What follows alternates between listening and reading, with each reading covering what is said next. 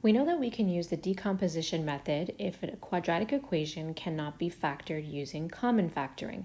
And we talked about how the format of the quadratic equation that can undergo decomposition factoring has to follow a specific template. And it had to be something squared plus or minus something with a letter in the middle. So we've got a 5x here. And then the last value in the equation was just a plain number or a constant. However, as good as the decomposition method is, it's kind of lengthy and there are a lot of steps to it and it can be time consuming. So is there a shortcut that we can use instead? And the answer to that is yes. However, that shortcut can only be applied if the a value is 1, meaning the number attached or in front of the x squared, it has to be a 1. If your a value is not 1, then you have to use the decomposition method. However, if your a value is 1, we're going to look at a shortcut that we can take. This shortcut or method of factoring is called the sum and product method, or sometimes it's called the product and sum method.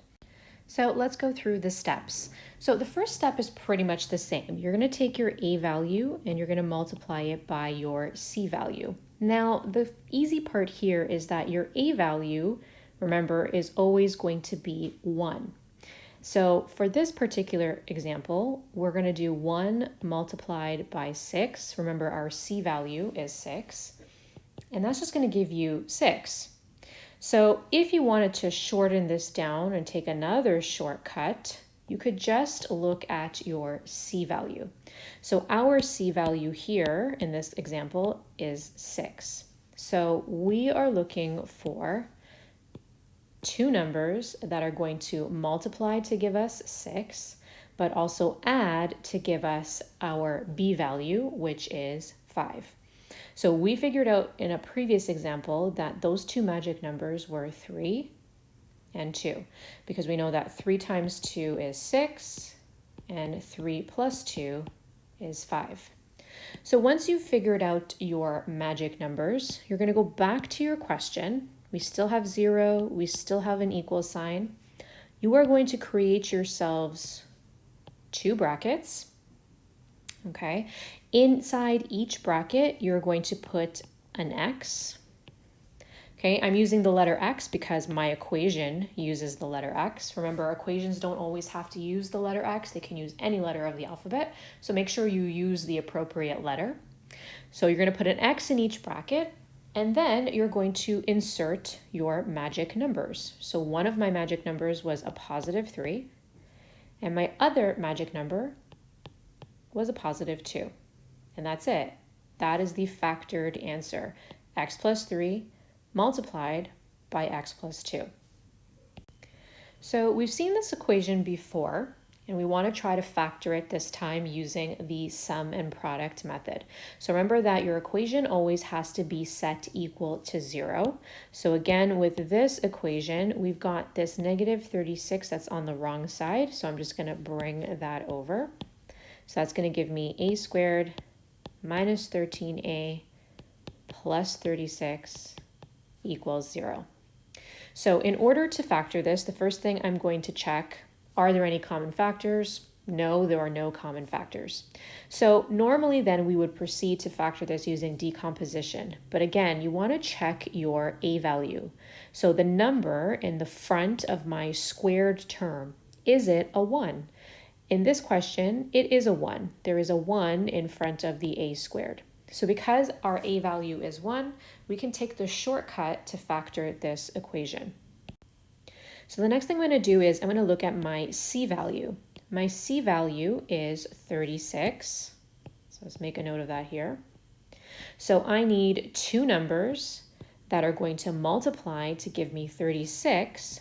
But those two numbers also have to add together to give me my b value, which happens to be negative 13. So my two magic numbers are going to be negative 9 and negative 4. Negative 9 multiplied by negative 4 gives me positive 36, and negative 9 plus negative 4 gives me negative 13. So to express my final answer, I'm going to make two brackets.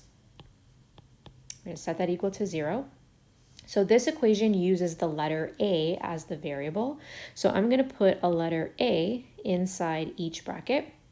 And then I'm going to take my two magic numbers and insert them inside the brackets. So one of our magic numbers was -9, and the other magic number was -4. So our factored answer is A minus 9 times A minus 4. With our next example, we want to follow the same steps, okay? So before you can even start to factor, whether it's common factoring, decomposition, product and sum method, you want to check if your equation is as simplified as possible. So when I look at this equation, I see that there are some like terms. I've got a -10x and another -10x, and they can actually be put together. So I need to simplify this before I can even try to factor it. So I'm going to keep my x squared at the front of the equation, and then I've got -10x take away 10x, which is going to be a -20x. All right, so now that it's simplified as much as possible, I need to factor this question. So remember, before you even try to factor, don't jump the gun and think that, oh, this is a product and sum type of question, or this is a decomposition type of question. Always check and see if you can common factor your equation first. So when I look at my two terms of x squared and 20x, these two terms have an x in common. So I can actually factor out an x first. So I'm going to recopy the original, and each term is going to get divided out by x. So that's going to leave me with x times x minus 20. And that is actually it. There is nothing else that we can do with this question. There is no other factoring that can be done. This is as fully factored as possible.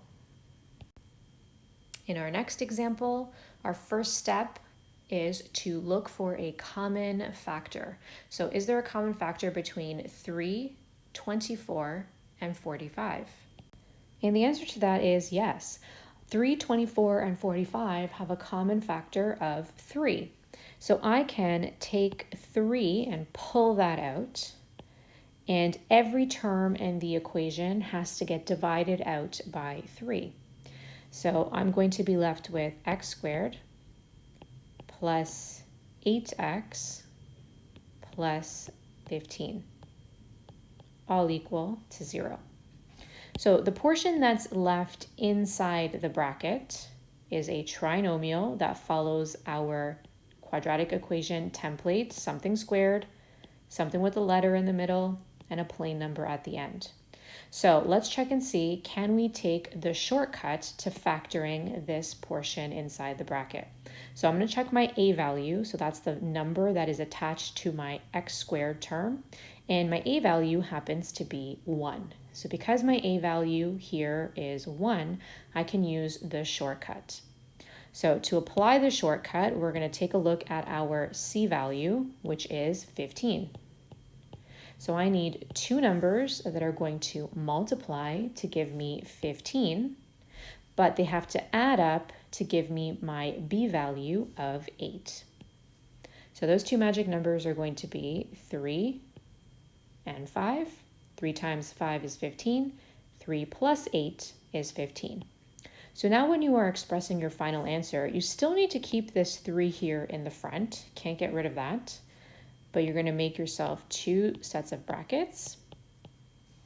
We're using the variable x, so you're going to put an x in each bracket. And then we're going to insert our magic numbers. So one of our magic numbers was +3.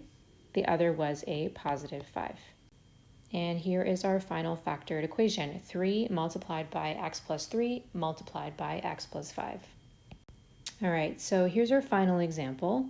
At first glance, it may not seem like it is a quadratic equation that's in that correct template that would be used if you wanted to use decomposition or the product and sum method. So let's just start by checking first, are there any common factors that we can pull out? So when we look at our terms, the first term has an x, the second term has an x, but the third term doesn't have any x's. So they don't have any x's in common. The second term has a y, the third term has a y, but the first term doesn't have a y. So they don't even have y in common either. In terms of numbers, we have a 1 in front of x squared, then we have a 5 and a 4. There are no common factors between 1, 5, and 4 other than the number 1. So there are no common factors here. Okay, so now can we use decomposition here, or should we use the shortcut? Well, if we check our a value, so that's the number in front of the x squared term, okay, our a value is 1. So that tells us that we can use the shortcut. So don't let the different letters overwhelm you. Let's just follow the same method and the same steps as we did before. So we're going to start by taking a look at our c value. Our c value is 4. So we need two numbers that are going to multiply to give us 4, but they also have to add to give us our b value, which happens to be 5. So those magic numbers are going to be 4 and 1. 4 times 1 is 4. 4 plus 1 is 5. So when we express our final answer here, we're going to do the same thing. We're going to open up two brackets. Okay, so now I know that there are two letters, x and y. However, we are going to start by using x. X is the variable that is at the front of your equation. So we're going to put an x in each bracket. Now we're going to insert our magic numbers. So one of our numbers was a positive 4. Our other number was a positive 1. Now, normally we would stop here and our factoring would be done and we'd have our final answer. However, there's an extra step here, and that is because there is another variable tagged or attached at the end of your equation. So they use the letter y. So when you go back to your brackets, what you actually need to do is also include that letter y. So you're just going to attach it to the back end of your brackets. So your factors here are actually going to be x plus 4y and x plus 1y. Now remember, you can always check and see if you factored this correctly, because remember, you can FOIL these two brackets and it should give you back this original equation. If you didn't put the y on the end of your brackets here, when you FOILed this, you would get the same answer, but you would be missing this y squared portion at the end. So when you have an equation that starts with one variable, but ends with another different variable, your brackets also need to reflect that. So it's got to start with the same letter that the equation starts with, and on the end of the bracket, you need to end with the same letter that the equation ends with.